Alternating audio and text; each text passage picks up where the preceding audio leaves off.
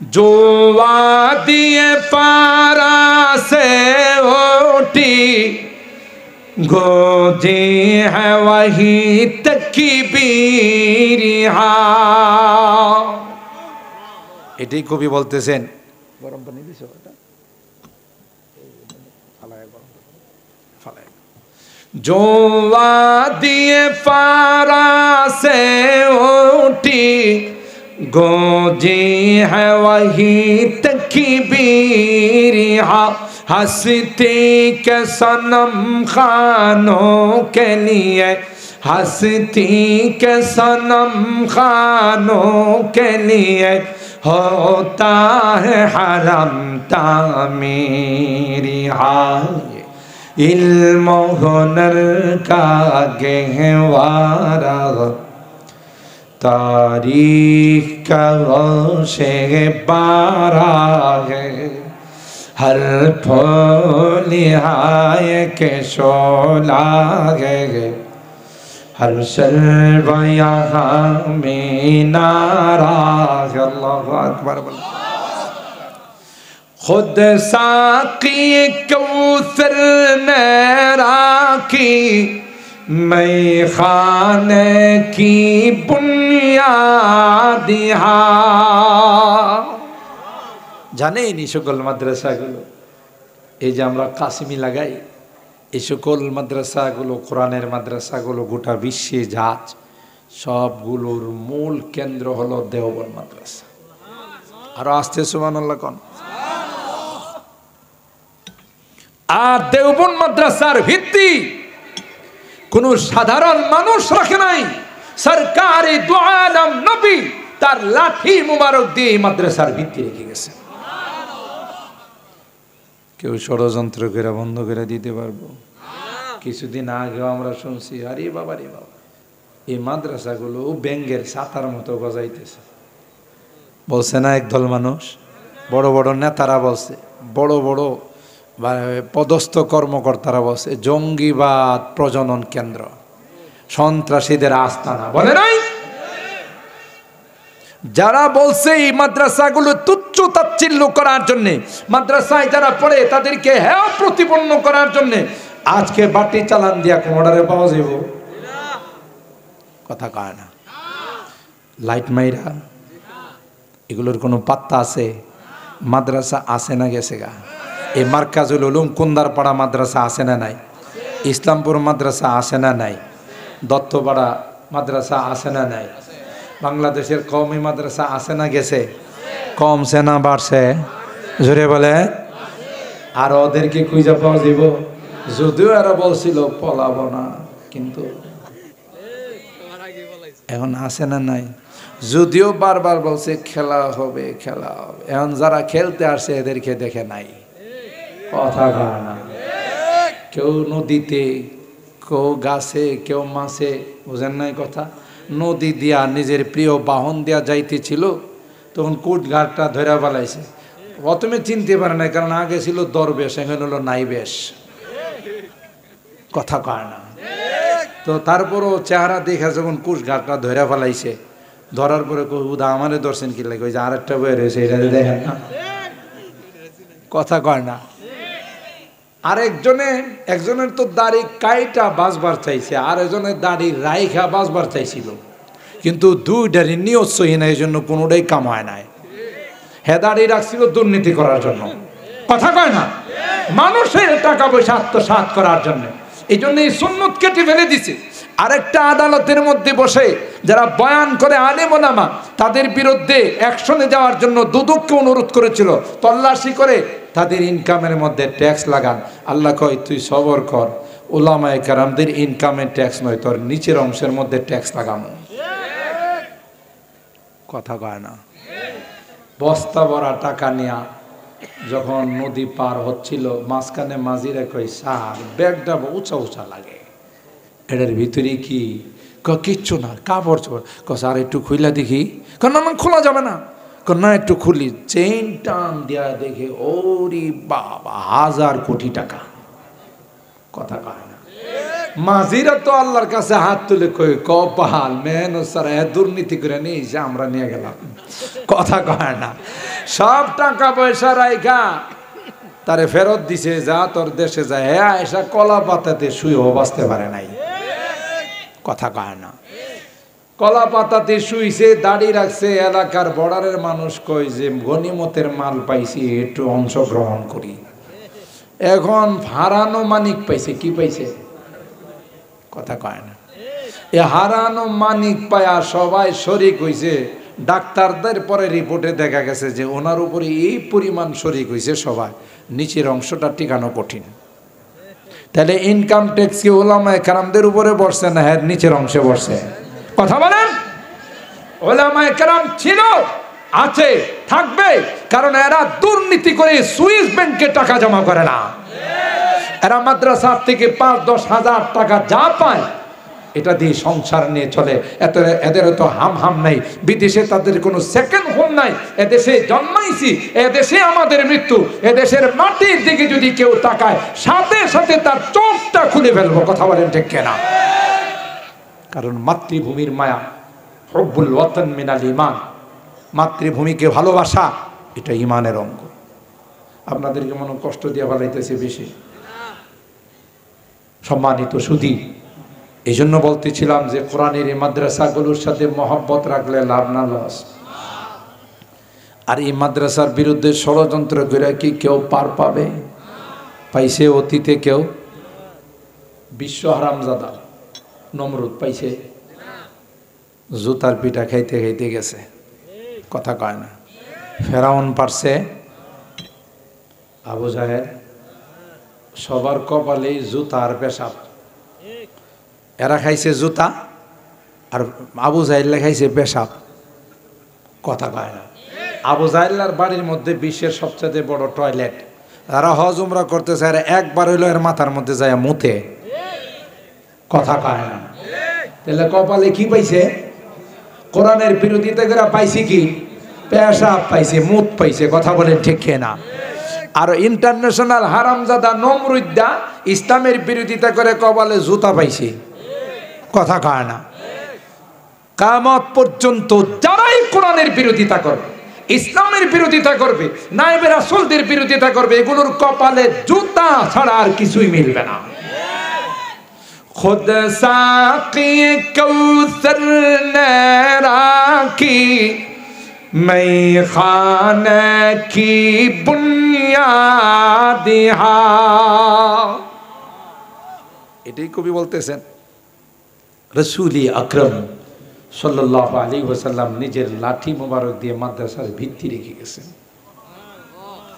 तारीख मुरातब करती है, तारीख मुरातब करती है, दीवानों की रौदाद आए, इल्म हुनर का गहवारा, तारीख से पारा है, हर फूल हाय के शोला है, हर शर्वा यहाँ में नारा है। अल्लाहु अकबर।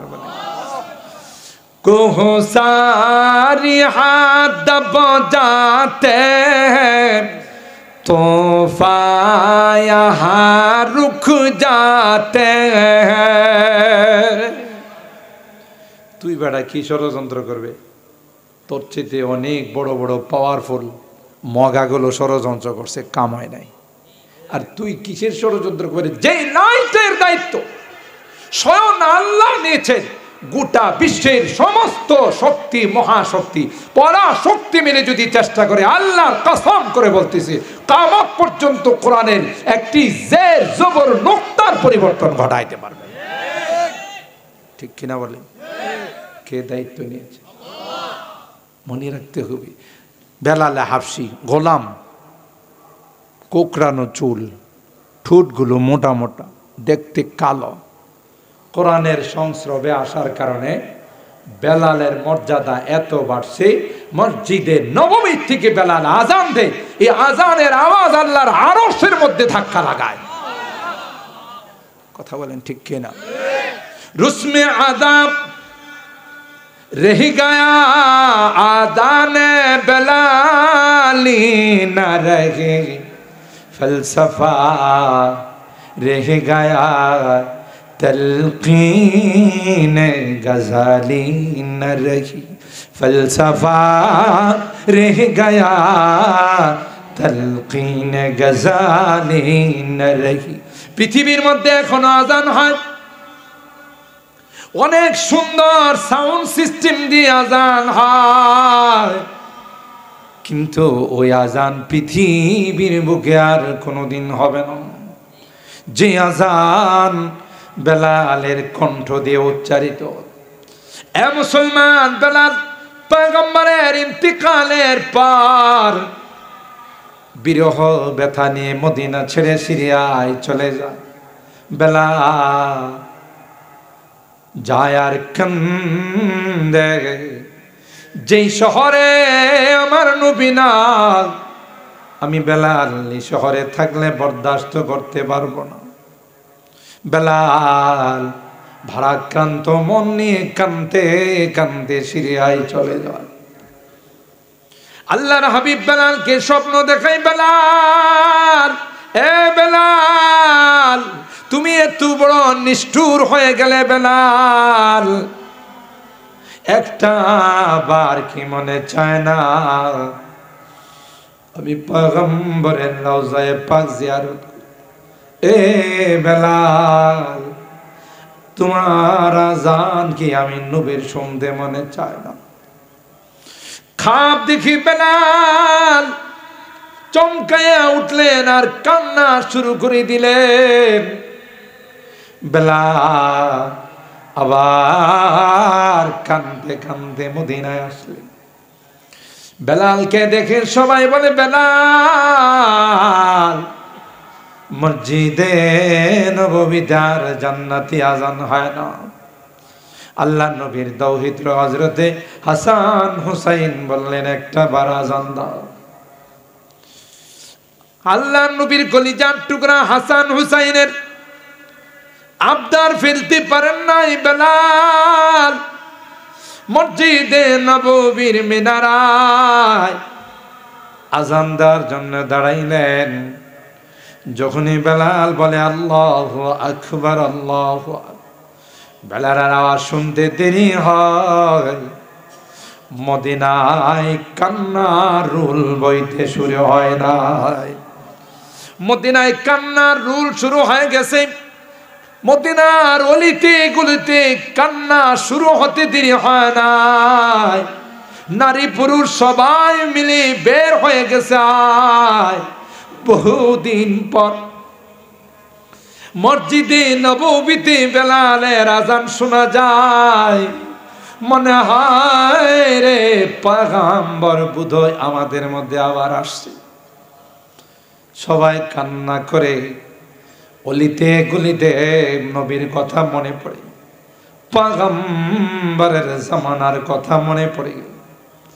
বেলাল ওই মিনারার মধ্যে আজান দিয়ে যখন আশহাদু আল্লা ইলাহা ইল্লাল্লাহ, তৃতীয় পর্যায়ে যখন বলল আশহাদু আন্না মুহাম্মাদার রাসূলুল্লাহ, বেলাল আর স্থায়ী থাকতে পারে নাই। বেলাল মিনারায় বেহুশ হয়ে পড়ে গেলেন।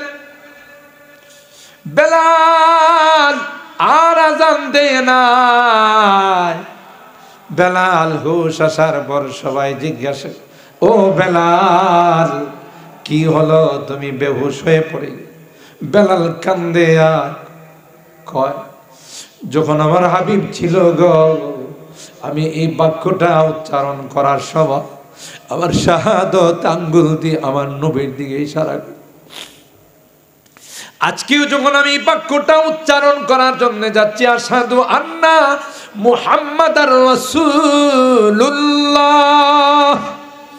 আমি ডাইনে তাকাই বামে তাকাই, না রে না, আমার নবীর মায়াবী চেহারাটা আর দেখা যায় না। তাই আমি আউট অফ দ্য কন্ট্রোল হয়ে গেলাম। এ মুসলমান, আল্লাহর হাবিব পবিত্র মেরাজে গিয়ে জান্নাতের মধ্যে বেলালের পায়ের আওয়াজ শুনে সুবহানাল্লাহ জোরে বলে। জিবরাইলকে বলে ভাই এই পায়ের আওয়াজটা তো আমার বেলালের মনে হয়। সুবহানাল্লাহ।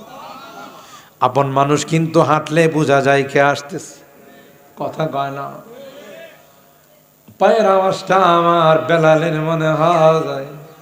জি হুজুর আপনার বেলাল। সুবহানাল্লাহ বলে।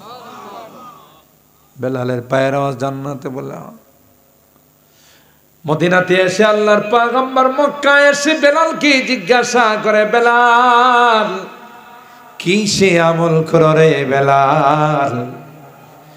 আমি জান্নাতের মধ্যে তোমার পায়ের আওয়াজ শুনতে পাইলাম। কি মর্তবা আল্লাহ পৌঁছাই দিয়েছেন। সুবহানাল্লাহ জোরে বলেন। রুসমে আদাব रिह गया आज़ाने बेलाली न रहे, फलसफा रिह गया तलकीने गजाली न रही।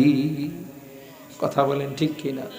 কিসের দ্বারা বেলালের এই মর্তবা বাড়ল? বলুন বলুন বলুন, কিসের দ্বারা? কোরআনে কারীমের দ্বারা। কথা বলেন ঠিক কিনা? উমাইয়া এই অপরাধীর কারণে বেলালের সিনার মধ্যে দাঁড়াইয়া পাথর দিয়ে উমাইয়া নাচে আর কয়, বেলাল এখনো সময় আছে, ধর্ম ত্যাগ কর, মুহাম্মাদের ধর্ম বাদ দে, না হয় কিন্তু এইভাবে তোরে শেষ করে ফেল।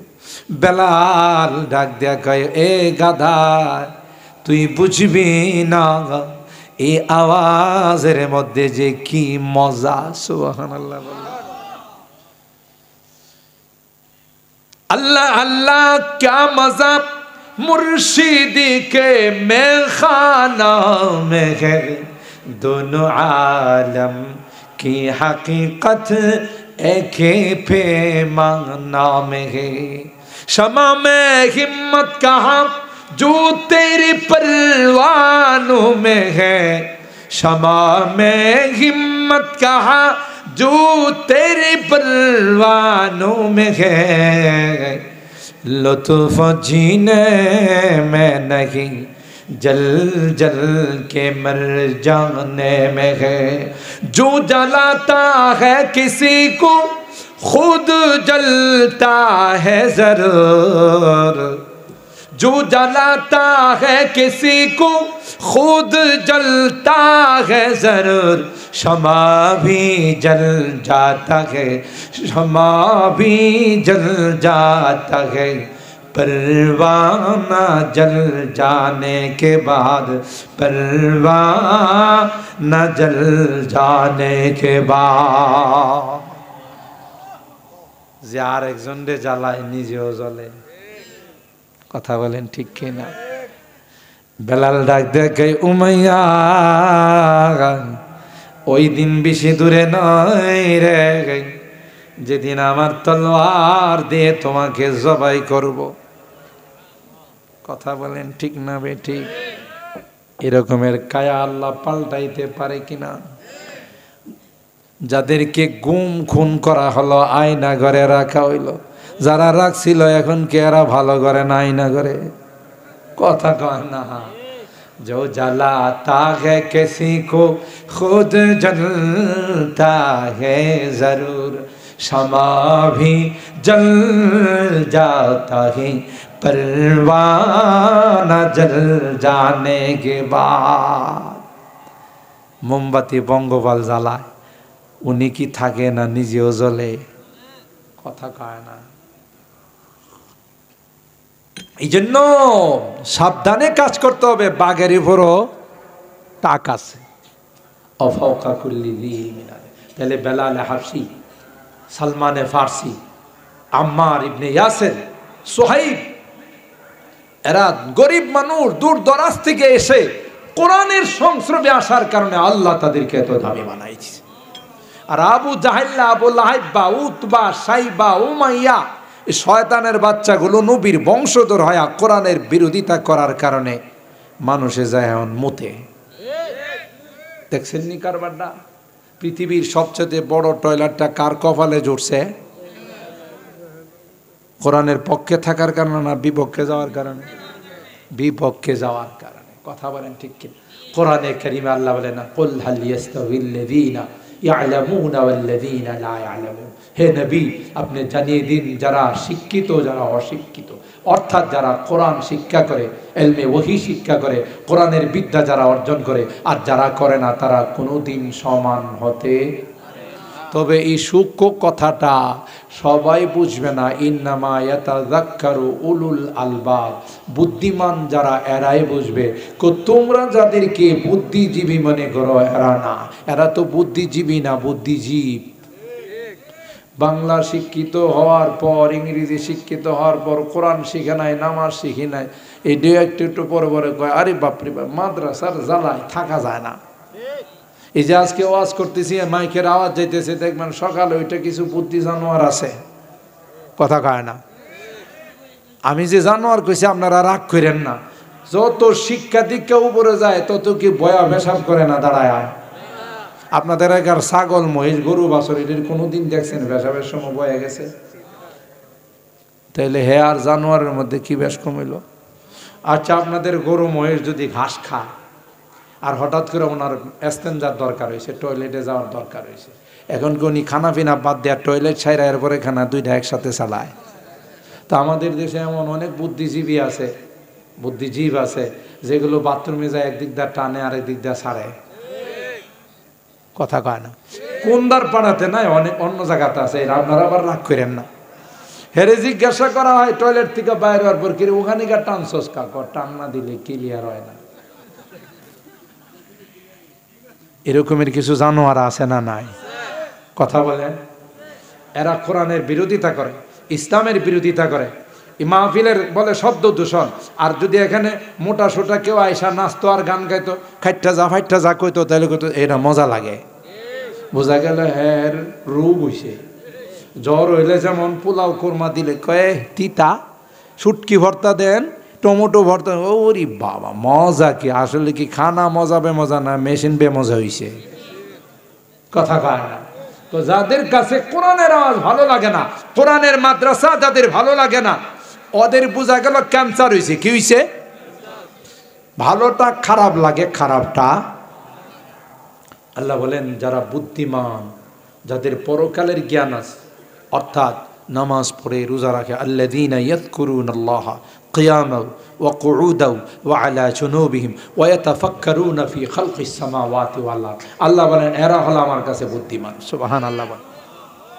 আপনারা আবার কইেন না যে হুজুর উচ্চ শিক্ষিতরে জানোয়ার কয়ে গেছে। আমি কি আমার থেকে জানোয়ার কইছি না, এদের কাজে কর্মে জানোয়ার কইছি। আরও যারা বেশি উচ্চ শিক্ষিত, ডিগ্রি কয়েক মন, এরা দেখবেন এখন আর ডান হাত ব্যবহার করে না, ডান হাতে এখন এলবিয়ারে বাড়াই দিছে। যা খায় সব বাম হাতে। আপনাদের কোনদার পাড়া নাই, ঢাকা শহরে আছে, এই যে দেখা যায় বাম হাতে চা খায়, বাম হাতে কলা খায়, বাম হাতে বিস্কুট খায়। আপনি যেন দেখলে মনে করেন ওরে বাবা হে তো আধুনিক। হ্যাঁ আধুনিক হয়েছে না, আদিমিক হয়েছে, কথা বলেন ঠিক কি না? হ্যাঁ তো আস্তে একটা খাড়াস, কথা কি ঠিক কইলাম? কারণ এই হাত দিয়া কি পরিষ্কার হয়? পিছনের রাস্তা পরিষ্কার করে না। তাহলে হে যখন আবার এই হাতটাকে মুখের দিকে নিতে চাচ্ছে, তাহলে আমরা ইংরেজিতে কি বলবো? যা ত্যাগ করছে তারে আবার ব্যাক করার চেষ্টা করতেছে, কথা কয় না। আরে ভাই যতই আপনি শ্যাম্পু দিয়ে সাবান দিয়ে পরিষ্কার করেন, কিছুটা সেন্ট তো থাকেই। তো এই সেন্টারে যখন এ আবার মুখের কাছে নিল, তার অর্থ কি আমারটা আবার ফেরত নিতে চাই? হে কি আধুনিক হইল না খাড়াস হইল? হে বলে মডারেট। আবার আরো মডারেট যারা হয় দেখবেন এদের কাপড় শুধু উপরের দিকে উঠে। আপনাদের এলাকা নেই, আমাদের ঢাকাতে দেখবেন যারা আরেকটু মডারেট হাফ প্যান্ট ভইরা চলে, বেলাজা বেহায়া কোথাকার, লজ্জা নাই শরম নাই, হাঁটু বাইর করে চলস, কথা বলে ঠিক কিনা? ওই যে আমার এই কথাই সব মাহফিলে আমি বলি, মুরুক্কু বাবারে জিজ্ঞাসা করছে তোমার পোলার লেখাপড়ার কি অবস্থা? গো বাবারি আমি তো ক্লাস মেলাস বুঝি, সেদিন মুরুক্কু মানুষ ক্লাস 5, 6, 7, 8, 9 এগুলো। তবে আমার ছেলের লেখাপড়াটা উন্নতি হয়েছে, এটা আমি আশ করতে পারছি। এটা কেমনে বুঝলাম? এই পোলাটা যখন প্রাইমারিতে পড়তো তখন দেখছি বৈশা বৈশা পেশাব করছে, যেই হাই স্কুলে ভর্তি হয়েছে তখন দেখি দাঁড়াই গেছে। তাতে আমি বুঝলাম বসার থেকে দাঁড়াইছে মানে উন্নতি হয়েছে, কথা কয় না। আপনারা মনে রাগ করতেছেন, আমার যুবকগুলো কিন্তু ভালো। আমার এই যুবকগুলো ভালো না হলে মাহফিলে আসতো না। কথা বলেন ঠিক কিনা? আর বর্তমান সময়ে যত ইসলামী মহাসম্মেলন হচ্ছে, তাফসীরুল কোরআন হচ্ছে, সবচাইতে অগ্রণী ভূমিকা আমার যুবকরা নিচ্ছে। আমার তো মনে কয়, জানি না এতদিন বাঁচবো কিনা, যুবকরা যেইভাবে ইসলামের দিকে অগ্রসর হচ্ছে এই বাংলাদেশের জমিনে, সামনের পার্লামেন্টে, সামনের সংসদে কেউ যদি কোরআনের মুসলেখা না দেয় যে কোরআন সুন্নাহ পক্ষে আইন করব, বিরুদ্ধে কোনো আইন করব না, তা না হলে তাদেরকে সংসদে বসানো হবে না। কথা বলেন ঠিক কিনা? কারণ আমরা দেখছি কোরআনের বিপক্ষে আইন করে বহু অশান্তি পেয়েছি, আর অশান্তি দেখতে চাই না। কোরআনে আইন হবে, খেলাফত প্রতিষ্ঠিত হবে, তাই বাংলাদেশে জান্নাতে হাওয়া বিরাজ করবে। কথা বলেন ঠিক কিনা? আমি তো গোটা বাংলাদেশের সব জায়গাতে যাই, আলহামদুলিল্লাহ, সব বড় বড় ইসলামী মহাসম্মেলন যুবকরা আঞ্জাম দিচ্ছে। অথচ আপনাদের এই দিক দিয়ে মাহফিল করে গেলে আগে কয়েক বছর আগের কথাই বলতেছি, গেলেন কানে ধরে রাখতই তো রূপবান বানুর গান গাইতো, কলের গান গাইতো। কথা বলেন ঠিক কিনা? ভৈরব থেকে পার হইলে ঢাকা যাওয়ার পথে দুই সাইডেই শুনতাম কলের গান গায়, কিন্তু আলহামদুলিল্লাহ এখন কোথাও কলের গান শোনা যায় না। এখন যারা আজকে যাবে রুট দিয়ে, এরা শুনবে যে কোরআনের আওয়াজ হচ্ছে। কথা বলেন ঠিক কিনা? যারা এই মেন রুট দিয়ে যাবে, এরা দেখবে তাফসীর হচ্ছে, কোরআনের কথা হচ্ছে। ইনশাআল্লাহ এই বাংলার জমিনে কালিমার পতাকা পথ পথ করে উঠবে ইনশাআল্লাহ। কথা বলেন ঠিক কিনা? বলেন ইনশাআল্লাহ, বলেন ইনশাআল্লাহ। ইসলামের আলো, কোরআন হাদিসের আলো, নারায়ে তাকবীর। এই স্লোগান এখন থুক্কু বুঝেন তো? ছোটো কালে খেলাধুলা করছেন, একটা খেলা বাদ দিয়ে আরেকটাতে গেলে কি দিয়ে বাদ দিছেন? ও ভুলে গেছেন? একটা খেলা বাদ দিয়ে আরেকটা খেলাতে থুক্কু, এটা বাদ। এখন যদি আধুনিকভাবে বলবেন ডিলেট। আগের স্লোগান ডিলেট, বর্তমান স্লোগান হবে কোরআন সুন্নাহর আলো আগত সংসদে জালো। কথা বলেন ঠিক কিনা? পার্লামেন্ট থেকে যখন কোরআনে আইন হয়ে যাবে, মুসলমান নামাজ পড়া ছাড়া কোনো দোকান খোলা রাখতে পারবে না, মার্কেট খোলা রাখতে পারবে না, অফিস খোলা রাখতে পারবে না। আল্লাহর কসম, কোনো দুর্নীতিবাজ বাংলাদেশে তৈরি হবে না, কোনো রকমের কোনো অশ্লীলতা বেহায়াপনা থাকবে না। কথা বলেন ঠিক কিনা? এই মাদ্রাসাগুলো যতদিন এই দেশে থাকবে, আকাশের নিচে জমিনের উপরে, ততদিন আল্লাহ আমাদেরকে শান্তি দিতে থাকবে। সুবহানাল্লাহ বলেন। আমরা আযাব গজব থেকে বাঁচতে পারবো। ও মুসলমান, আজকে যে বাচ্চাদের মাথায় পাগড়ি দেওয়া হয়েছে, আপনারা জানেন না তাদের কি পাওয়া। যেদিন সন্তান আপনাকে আপন বলে স্বীকার করবে না, আপনজনকেও আপন বলে স্বীকার করবে না, সেদিন আপনাদের এই কুন্দারপাড়ার মার্কাজুল উলুম মাদ্রাসার হাফিজে কোরআনগুলো আল্লাহকে বলবে, আল্লাহ এই মানুষগুলো রাত্রে জাগ্রত থাইকা কনকনে শীতের মধ্যে বসে বসে আমাদের কোরআন শুনছে, আমাদের মাদ্রাসায় আমাদের বড় হুজুর সাইফুল্লাহ সাহেবের সাথে যোগাযোগ করছে, মাদ্রাসায় কি লাগবে দান খায়রাত করছেন, ডোনেশন করছেন, অনুদান দিয়েছেন। আজকে গুনার কারণে বাম কাতারে দেখা যায় না, আমরা তোমার জান্নাতে যাব না যতক্ষণ পর্যন্ত তাদের জান্নাতের ফায়সালা না হবে। আর জোরে সুবহানাল্লাহ কম। ওই দিন কি কেউ আপন বলে কাউকে স্বীকার করবে? নবীরা পর্যন্ত নাফসি নাফসি বলবে। একটা হাফেজে কোরআনের যদি পাওয়ার হয়, আলেমের পাওয়ার কম থাকবে না বেশি থাকবে? সুবহানাল্লাহ। হাফেজরে তো 10 জন, আর আলেমরে আল্লাহ কত জনের পাওয়ার দিবেন তার কোনো হিসাব নাই। সুবহানাল্লাহ জোরে কন। আরো বড় ভাগ্যবান ওই সকল মা বাবা যাদের সন্তানকে হাফেজ বানাইছে। আজকে তো আমরা মাহফিলে তাদের পাগড়ি দিছি, আর হাফেজে কোরআনের মা বাবাকে আল্লাহ নূরের মুকুট পরাই দেবেন আল্লাহর মাহফিলে। আল্লাহর মাহফিলে তো আজকে যে পরিমাণ লোক, তার চেয়ে হয়তো 2 জন বাড়তে পারে, নাকি আরো বেশি হবে। সেখানে আল্লাহ নিজে হাফেজে কোরআনের মা বাবার মাথায় মুকুট পরাই দিবে। এই মুকুটের উজ্জ্বলতা কি হবে জানেন? আপনার ঘরের ভিতরে যদি সূর্যটা ঢুইকা যা, বর্তমানে আলো যা আছে তাই হবে না, একটু বেশি হবে। তার চেয়েও বেশি আলো হবে হাফেজে কোরআনের মা বাবার মাথার মুকুটের আলো। তাহলে আমাদের সন্তানদেরকে তো মাদ্রাসায় পড়াবো ইনশাআল্লাহ। হাত তোলেন, হাত তোলেন। যাদের সন্তান আছে নিয়ত করেন, একটা সন্তানকে হাফেজ বানাবো, আলেম বানাবো। বলেন আল্লাহুম্মা আমিন। আল্লাহ আমাদেরই মনের ভাষণাকে কবুল করেন, আমিন বলেন। আর আমরা এই মাদ্রাসার সাথে হাত নামান, অন্তর দিয়ে মহব্বত রাখবো। সন্তান নাই, নিজের ব্লাডের কাউকে দিতে পারলাম না, অন্তত পক্ষে যারা পড়তে আসছে তাদের খোঁজ খবর নিব। আমরা চাই এবার যে কয়জন পাগড়ি পাইছে, আগামীতে তার ডাবল পাগড়ি পাক। আপনারা চান না? চান না? বলেন বলেন, চান কিনা? হাত তোলেন, হাত তোলেন। লিল্লাহে তাকবীর। না, আপনারা মনে রোজা রাই গাইছেন, তাকবীরের আওয়াজে মনে হচ্ছে। বলেন লিল্লাহে তাকবীর, লিল্লাহে তাকবীর। হাত নামান। আল্লাহ আমাদের হাতগুলোকে কবুল করেন।